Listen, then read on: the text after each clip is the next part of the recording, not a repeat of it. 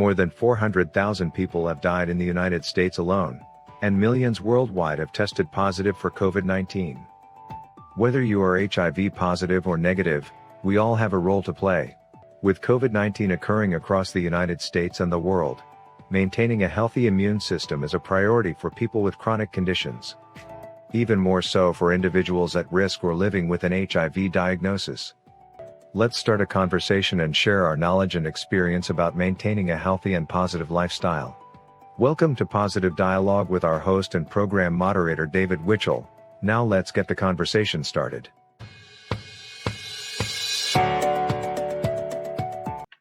Hi everyone, I'm David Witchell. I'm the Vice President of FACT Bucks County.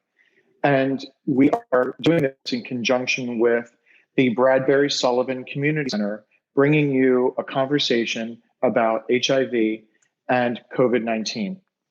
Let's get started. I'd like to introduce you to our panel today. And our first guest is Danette Medina. And I'd like her to introduce herself and tell you a little bit about her, who she is. Danette? Hello, my name's Danette Medina. I have been working with the HIV population for over 16 years as a medical case manager and now as a counselor. I currently work in the Lehigh Valley area in one of the local community agencies providing services to a variety of vulnerable populations. And I'm also bilingual. Awesome. Great. And now I'd like you to meet Nick Barbati. Hi, everyone. My name is Nick Barbati. I am a college administrator at Rider University, where I serve as the Associate Dean of Campus Life, where we've certainly had a interesting time navigating some of the waters of our current situation. Aside from that, I'm also Vice President of Governance for New Hope Celebrates, and just in general, actively involved in the gay entertainment industry as well. Great, Nick. Thanks so much. And last, our final panelist is Kevin Gilmore. Say hi, Kevin. Hi, I'm Kevin Gilmore. I am actually the Director of Operations for a nonprofit for the state of New Jersey. So I help people with disabilities and low-income families find places to live and work in the community. And I'm hoping to answer some of your questions and give you a little bit of knowledge, hopefully. Great. Awesome. Well, thanks to all three of you for getting together with us for this casual and informal discussion. And it's really nice to have you all here, and it's nice to see your faces without masks on. Right. Let's start on a positive note. I want to share some information that I received in doing a little research about this, that people that are living with an undetectable viral load and are otherwise healthy are at no greater risk from COVID-19 than anyone else. So I think that's a really positive way to start this conversation today. And let's get the conversation going with the subject of knowing if you have COVID-19. So I think that the conversation is people that are HIV positive already have one pre-existing condition that they're thinking about. It's in the back of their mind. It's always rolling around in their head. What if?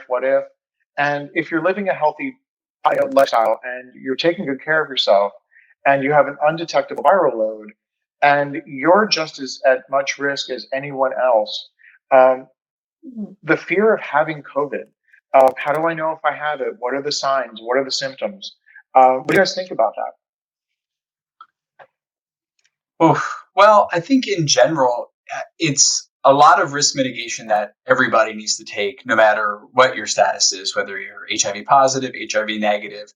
But I also think that it's just so interesting because so many of us have had to live our lives with awaiting a test result that in many ways will determine your future, how you interact with people you've come in touch with, how, and the possibilities that roll around in your head. And it's certainly not one to equate the two situations, but it is still a mentality. It is still something that you have to worry about and what you have to think about.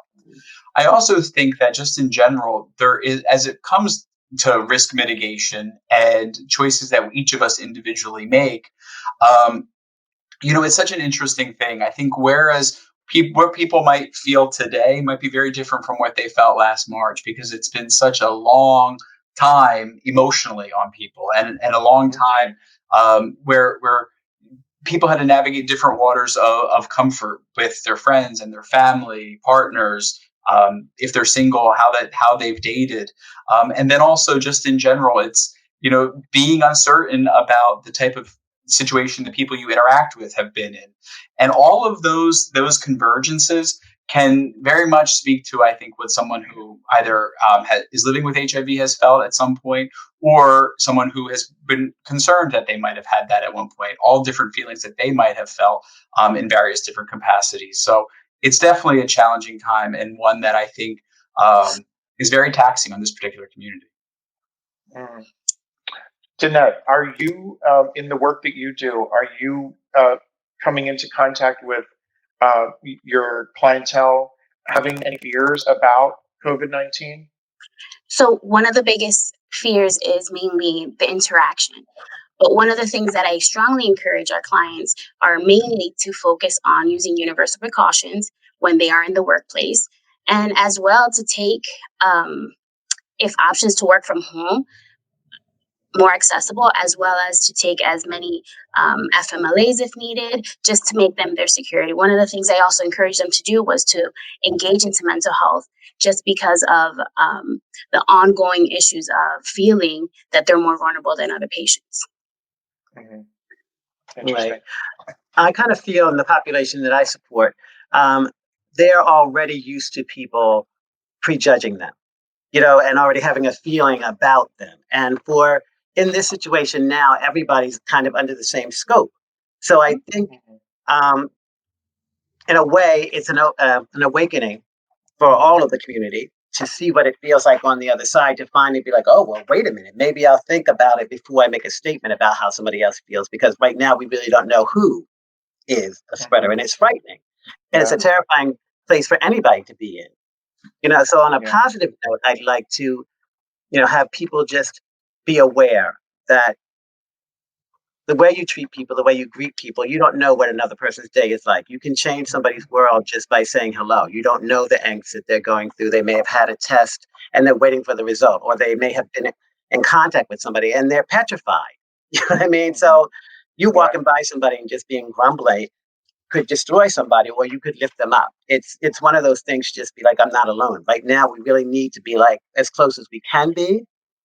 I think one of the larger issues that I just went through, I lost my father in September, not from COVID, although I worked very hard to make sure that he didn't get it.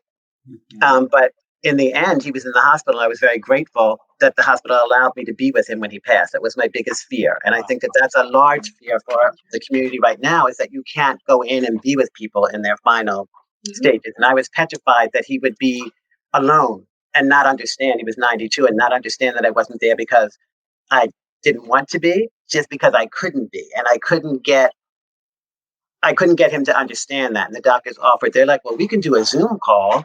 And I'm like, you don't understand that. He's not going to understand that. I don't want him to think that I'm screaming at him through a screen. I don't want that to be the final memory that I have for him. And it was, I was very blessed that they allowed me to come in. I was able to be there. I think I would have been a basket case had I not had that, but not everybody gets that opportunity. So you have to really be cautious to not put yourself in that situation if you can avoid it. And I think that's where we really have to bring in the whole idea of mental health and talking about mental health. It's really not that taboo anymore. It's a way of life now. And I think that has to be addressed. Kevin, you made such an interesting point that just so resonated with me of, when you're at a point of anxiety or point of stress, and which COVID is certainly having on everybody, how sometimes the simple smile of a stranger can change your whole day. And that's quite hard with the current situation we're in, because most of the time we're seeing people who are the strangers to us in masks. And I was going for a walk the other day, and I made eye contact with this woman in a car, and we just waved back and forth to each other. I thought this is such a strange concept. Under typical circumstances, you wouldn't see that. But the thread of connection that we're all facing right now, it's those simple actions and simple behaviors, which maybe we wouldn't have done otherwise, suddenly become so imperative to keep us all going. And I just think that that's such an interesting point. Have you all been noticing that stress level in just the community in general is just so amplified with all this? Yeah, I Yeah. think it's a different type of stress. I work with 18 to 22-year-olds every day, hundreds of them at a time. And, in general, I think the pressures on that age group in general they're very different than maybe when we were all 18 to 22, which I assume none of us are on this call. But it's a different type of experience. When you talk about, like, let's even talk about, gay or trans students that are away at college or, maybe or are at high school or in high school, really trying to figure out, who they are or really navigate those waters of, I feel comfortable in one capacity when I'm at school versus another when I'm at home. Well, they're at home a lot now in capacity, spending times with families where they can't escape to be who they really feel most called to be. And that is such a different level of mental health challenge that COVID has posed on our growing aging, our college age and high school age population, and maybe even younger, that I think is just such an underwritten element of this whole story. Because listen, it's amazing that these young people can feel such a sense of openness that maybe a lot of people from our previous generations did not have. But now it's almost like putting them back in the closet in many capacities, which is, a very sad prospect. Yeah, it is. It's very frightening for them. You know what I mean? And just like you mentioned, on one hand, when they're away at school or wherever they're most comfortable, that is not there now. Now they're suddenly not able to do that. And so then there's an angst that comes about you, like I can't be who I normally am. So then you're trying to hide that and deal with wearing a mask and not being able to reach out other than social media to try to talk. And where do you go in social media to meet somebody if you're new to the scene? If you're just becoming transgender, you don't know where to type and go and say, "Oh, hey, how you doing? This is what I'd like to know." It's not that easy. So you've got that added to the other stuff that you have, which is frightening. So let's talk about that a little bit because now you've identified the problem. Can we talk about some suggestions or ideas, some solutions for these young people, these college age kids that are really trying to find themselves, coming of age, now finding themselves trapped at home or in a situation where they can't even date, they can't go out and meet people because they're afraid now. Right. I mean, when we were growing up, we were worried about HIV. Now you've got that plus COVID. So global pandemic, and I want to date now. What do I do? Well, I think the answer is well, I was going to say, well, I think all of us have a little something to add. I think that was the hot potato I was going to throw out.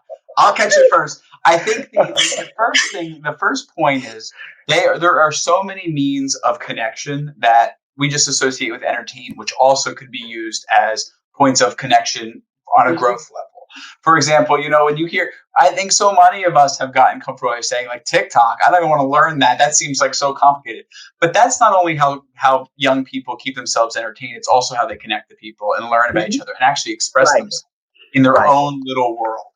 And I really think if COVID has done nothing else, it's given people time to pause and learn about maybe people who've come before them, about people mentors that could be out there, and the accessibility of being able to connect to people is so different than it was, even 10 years ago, where you can connect with, let's say, famous people, but even not that, just people that you admire, or people you've read about who have done amazing things. People in our community that have reached legend status, if you would.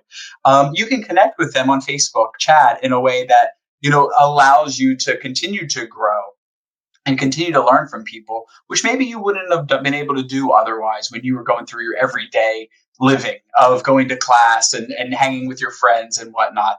This truly can be a learning opportunity. And I think it's also conversely imperative for organizations like FACT and other organizations to use this as a time to reach out to young people, to then grow their constituencies and grow their connection points, because they're so in desperate need of it and they have a captive audience, whereas on a typical year they might not. Right. It's an interesting thing. Go ahead, David. Right. So I think actually social media, actually, if you have those questions and you want to answer those, you could start a blog or you could start something, and invariably somebody else who has the same interest may reach out to you, and that's where it starts. It's going to be organic, because then you take that little bit and somebody else adds something to it, and somebody else who does have knowledge in it may come in and say, well, back in my day, this is how it happened. And put the two of them together, and then you find a happy medium. But it establishes friendships and relationships that can keep you going. You know what I mean? You can reach out to people all times of the day and night. There's always somebody up. It's almost like New York City. There's always something going on somewhere. You know what I mean?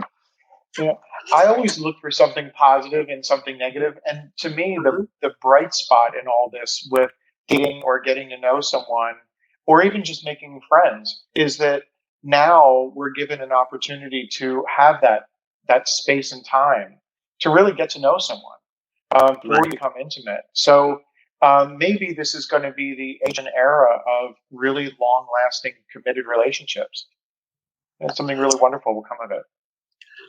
Yeah, So, go ahead, Jeanette. One of the things that I can say is that I've engaged with a lot of the young kids in therapy aspect.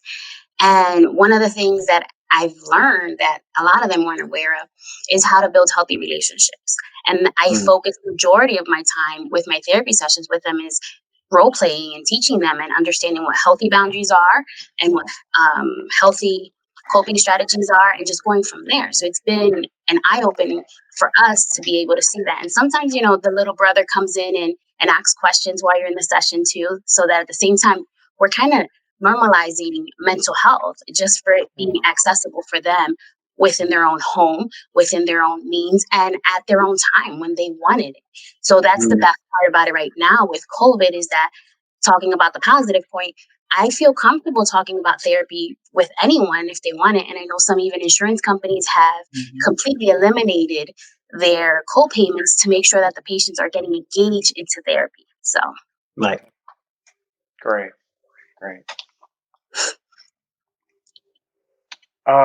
Let's move on to the idea of what are your clients and people that you know in your life doing right now to stay not just mentally fit but physically fit. Some of those would be helpful to somebody that's wondering what they can do. So I'll start off. Okay. One of the biggest things that I've noticed is people are going outside, and it's beautiful, it's embracing, and it's amazing, from mountain biking to taking nature walks to starting new scavenger hunts. I don't know if anyone's familiar with geo-tracking. That is all coming back. Geo-tracking is where you take little things with you and leave them in little boxes throughout parks, and just sharing information with other people. A lot of people are able to feel more comfortable being outdoors and learning how beautiful nature can do for a soul. So just various things that even myself has learned how to do so many more hikes in a lifetime that I ever thought that I could do, just to keep myself sane. Because the coping strategies that was my favorite was going to concerts, and that was eliminated right away. Right. Great. Yeah, it's going to be a totally different world as far as concerts and those things that you like to do. And as far as performing, which is an odd thing now, which is, you can't handle money. You can't handle, you have to wear a face mask. You have to do all these different things. So it's kind of forcing us to change the way that we're used to dealing with performances. It's a totally different arena. I question whether we'd ever even be able to get back to it. But somehow we're finding ways to do it little by little. And people are nervous about going out and doing it. But I think if we want to have entertainment, we're going to have to find a way to deal with it safely. And that is the key, because not having it is just going to lead to more depression and more reasons of, I can't go do this. I can't do this. A lot of times with my clients, I'm like, well, let's spin it and find out something positive that you can do. You know what I mean? Like, we don't normally have a conversation this long. I mean, I talk with them about things now, more so now than I did before this came around, because they're stuck. They're like, well, what are we going to do? I'm like, well, we can gripe about it all day, or we can turn this into a positive thing. And so we went for a walk and we talked about what? You know what I mean? And it's really nice therapeutically to be able to talk to them and give them the other side of something. And they all stop and look at you like, well, I hadn't thought about it that way, because you're usually bogged down with other things going around and you don't concentrate on that one thing, that one issue, Yeah. which has been a nice positive. Yeah. I was always someone who I loved going to the gym after work on cardio machines. Not clearly I have no muscles to me right now, but so for me, the idea of now reintroducing gyms into my life wearing a mask to do cardio is impossible. I can't think that is something for me to be able to achieve both my physical health as well as my mental, just come down from the day. So I totally have embraced the walks I walk up and down to the Dunkin' Donuts every morning on my days off, and down and around the woods and whatnot, just to get my physical health going. And I think that's what a lot of people that I'm aware of do. I think people were so excited to be able to go outside, but then that was kind of like the gateway to, in the springtime when we were able to go outside, then, people's desires, I think, for summer and a proper summer kind of came into effect. I know when it comes to the entertainment, as Kevin was referencing, we all were, I'm sure, in that phase come April and March, where Zoom was so novel, and playing creative ways of connecting with people online seemed, so fun. And you raced home to go on house party and see who was on it and whatnot. And now that whole idea just seems so old and so foreign, because if anything, we talk about physical health, the idea of just sitting in front of a computer screen isn't exactly, the portrait of health. But yet, for a long time, it was our only window into our mental health, was to be able to connect to people. So there were so many things that were just being juggled in that moment. And I think I see this, every day, there's a total lack of enthusiasm for virtual programming and using that as the outlet for connection. But there's also, when you ask people in life, what do you want to do? The stuff that they want to do is stuff that we quite simply cannot do on our daily basis. We can't go into a careless exchange in a movie theater. You can't go to Kevin's point about a concert. I mean, for me, that is just like where my soul soars. And then the idea of not only not having that for the past year, but the likelihood of not having that normalcy for a very long time. I mean, that's very daunting for people. Mm-hmm. So people have had to learn how to enjoy their entertainment in a completely different way. And in many ways, I think that the long range reverberations of people's health haven't even been seen yet, because those coping mechanisms that people put into entertainment, that takes many years to kind of unfurl to see the true impact of not having that on a daily basis. But that's where I worry about people taking risky behaviors to achieve that thread of connection with people. And that's why I think that we all need to hold our friends and each other, our families, accountable for the behavior, not just related to COVID, but kind of, as it relates to, your dating life and what you welcome, who you welcome into your life, because it has so many different reverberations as it relates to the typical healthy decisions you would want to make in a typical year. Then pair that with, what you're bringing from someone maybe you don't know so well home to your loved ones or to you. I mean, it's quite complex and really, raises the typical standards of risk on any kind of dating life and puts them in a very magnified kind of way. Mm-hmm. We're still in January, so I think it's still safe to talk about New Year's resolutions and things that people talk about doing and changing in the new year. And you're just made of that process that people go through. And when this all started, you're right. I think everybody was like into the novel new way of communicating or doing something. But then you're right, boredom sets in. Then 21 days is the time that it takes to change a pattern of behavior. So now you've got people in these new patterns of behavior, and it's affecting people in different ways. Some people, they handled it great. They got themselves on a new routine. They're in a new groove. They're doing great and no problem. But then I'm seeing other people, and I'm sure you guys are seeing the same thing, where people are falling into depression. They're falling into bad habits, bad patterns of behavior. So keeping in mind that it's that 21 day, that's kind of that magic button where you now have a new pattern of behavior. What are some of the things that you're telling your young students besides like, hey, get out and take a walk, or are you talking about establishing new situations and new ways of thinking and sticking with it for 21 days so that you become enmeshed in your new habits? Well, I think what we have really doubled down on is being able to provide far-ranging services that people then can also take to then gain skills that they'll take into their everyday life. Like, you have never seen so many young people suddenly interested in learning how to cook or to bake and all these other things which we are offering classes on that we never would have ever thought to do. And you can present them in a hybrid kind of way. So some of the students who are actually still on campus can be able to do some things from their residence hall rooms, but then also the vast majority of the students who are off campus still be able to gain those life skills, which, it's very hard, in any kind of capacity to penetrate someone's extracurricular time and help them navigate 21 days. But you can give them skills that are of interest to them. I know back in April, I said, while this is going on, I'm going to learn to bake and I'm going to bake one dish every week. I thought this was going to go till May. The fact that I still am baking a peanut butter cake this weekend, which, by the way, fell on its face into the sink and got trashed anyway. But that's where we all are. And I think at the end of the day, David, though, what circles back to it is sometimes people will bring you new skills or new mindsets and that you can take on. But it's also about choices that we're all going to make in terms of tie it to either New Year's resolution, a COVID resolution, or just long range behavior that we all want to take on. So much of the health that we are going to have during this time period are our choices.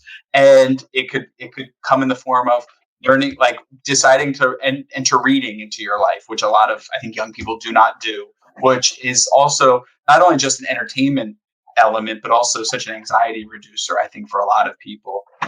And I do think, a lot of people have entered in the world of, when we talk about fitness, virtual fitness programs, whether it's actual fitness workout programs or yoga or other different, exercises, meditation, which they never would have looked up otherwise. So, our hope is that we can all collectively put that information out there and as many people as possible could grasp onto it.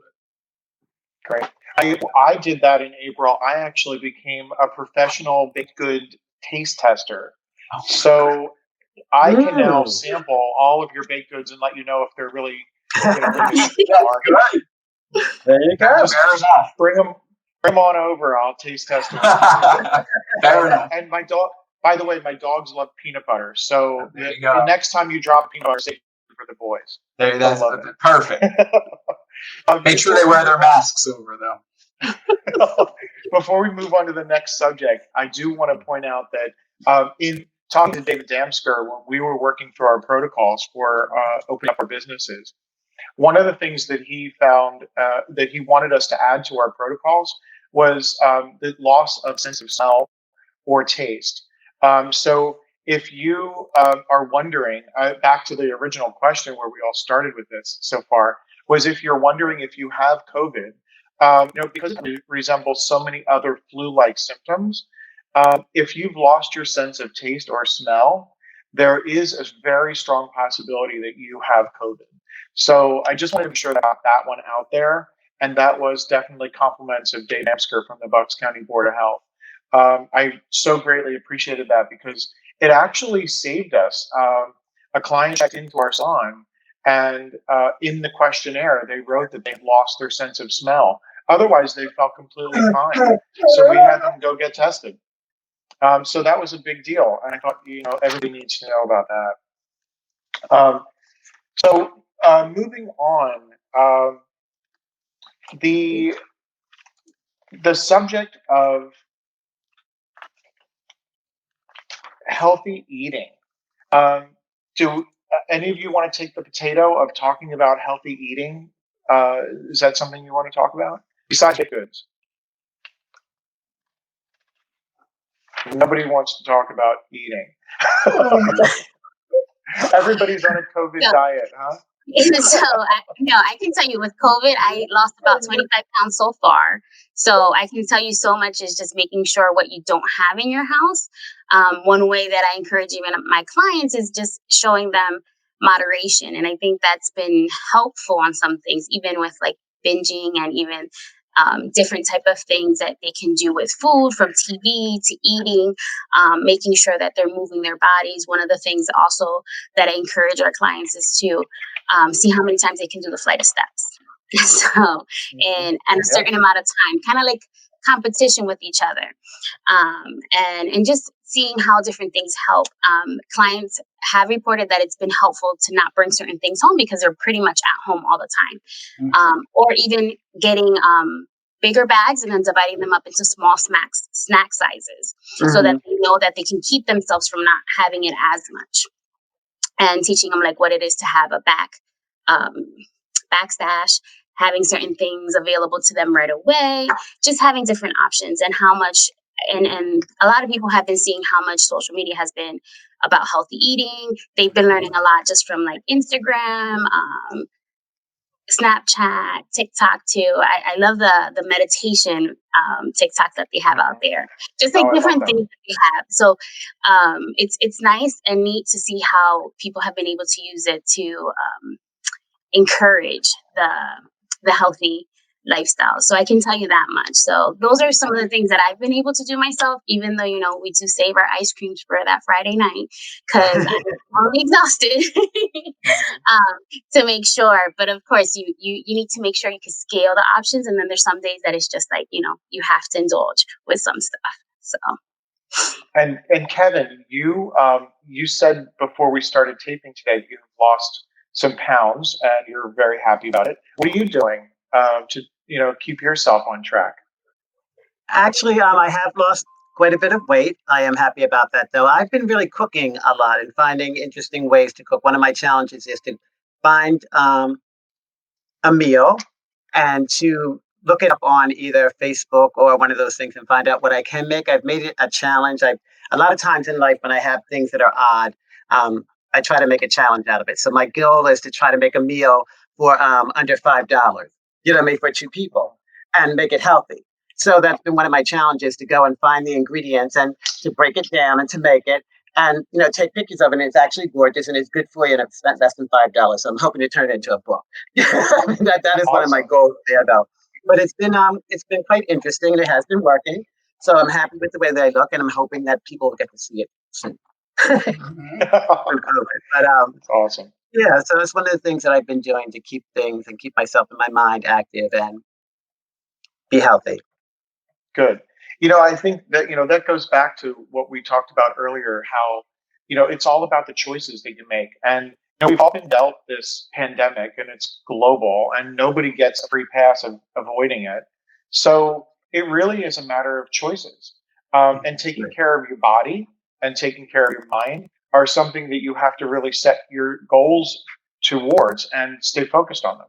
So I think you all have contributed and given some really good ideas. I do want to circle back to something that I think is important for anybody that might be listening to this. And that would be, where can people go to find out if they are COVID positive? Is it contact your doctor? Is there student housing? Is there something on campus where people can go? And Danette, do you have resources? So tell us about that. So I'm currently in the Lehigh Valley, and I can let you know that there's various different pop-up testing sites. You just want to make sure that some are covered by insurance and some are not. And there is some free walk-in clinics that do provide it for free.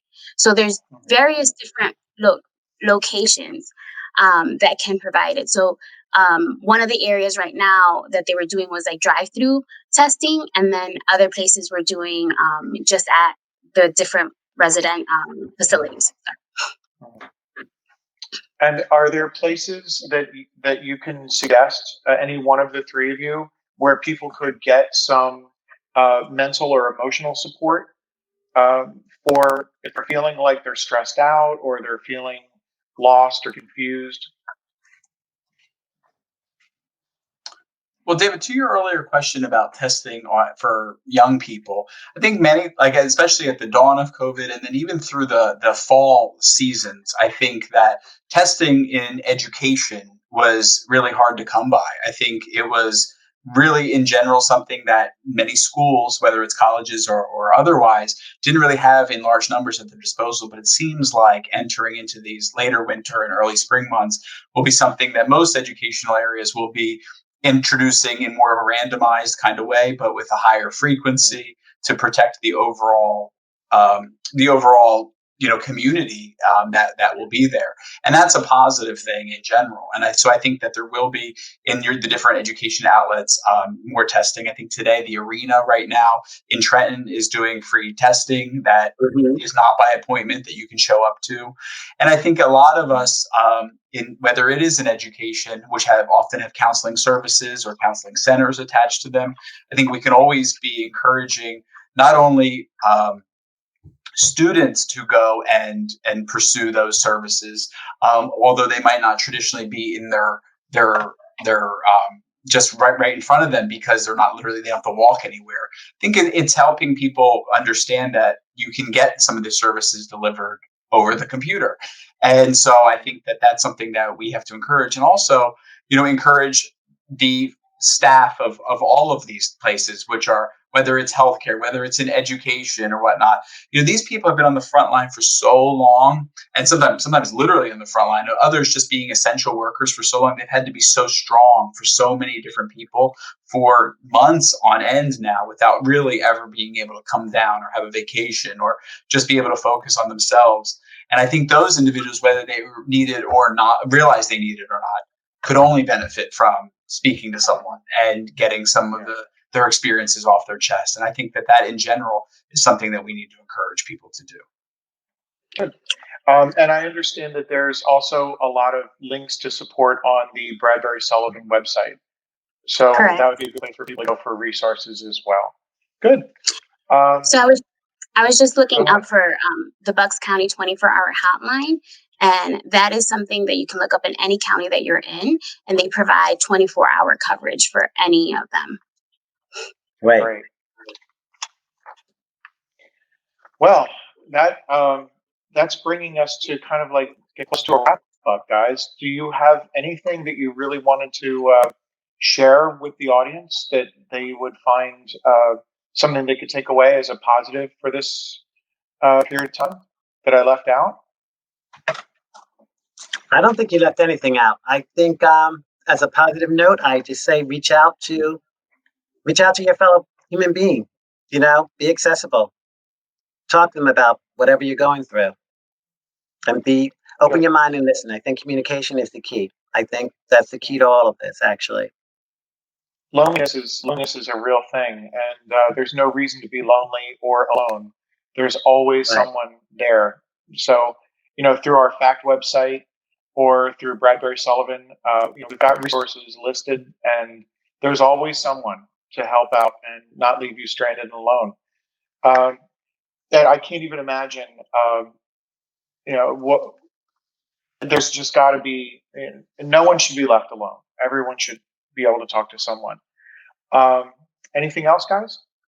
Yeah, the only thing I would add, Kevin, I was just thinking about literally, what was it, 2 weeks before COVID broke loose, you and I did an event for 400 and some people, and small crowd. We thought it was the start we were going to have amazing events going forward this year and whatnot. And then today I got a really interesting email of someone who said, hey, one thing I've really tried to do over COVID is learn to do drag. And can you point me in touch with somebody? So I gave him the name of somebody on this call, and I said, you can reach out to this person via Facebook. So this goes to an earlier part of the conversation of, really using this time period to, it sounds so hokey, but it is such an important time where, you remember at the start of everything, the start of the quarantining, people would say this is your time. If you don't use this time to learn a new skill and blah, blah, blah, then you're wasting this once in a lifetime opportunity. But that wasn't entirely true, because so many people were going through the trauma of it all that you couldn't have an expectation of behavior. But enough time has gone by now that we can encourage people to take risks, to take the next step of fulfilling their dreams in a more attainable capacity in this world, and get them connected to people that can further them. Because the one thing we can't let COVID do is stop us from growing and stop us from living out those dreams that we've always had. And it might look different, but dreams often do when they come to fruition. And I think that right now it's about not just surviving, but thriving. And I think, we have to make that, to use a word that we've all used a pivot into really focusing on how we can live our best lives during COVID rather than just getting through the year. Because we don't have the excuse anymore, like, I can't wait for 2020 to be over. Well, it's 2021, still things feel pretty similar to they did 2 weeks ago. So let's find it. And the other thing is, let's be a community. Let's really all come together when there's need and Right. come to supporting each other without judgment as best we can, and with the true love and the spirit that puts all of us together into wanting to give back and help people in whichever ways we've been called to do. So just remember our purpose, remember the energy that we bring to a space, and remember to help pushing everyone else forward, which is really all we can do right now. That's awesome. Thank you guys so much. You've been really amazing.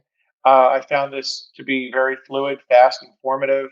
It was a lot of fun. I enjoyed every minute with you guys. I do have to say that this event was made possible because of grant funding for Bradbury-Sullivan LGBT Community Center from Gamma Mu Foundation and Keystone Savings Foundation. I needed to say that, so I had to get it in before we go. Thank you so much for your time, and I hope that we get to do this again. And I agree that with community together, we're stronger and we can get through this. Thank you so much. Thank you.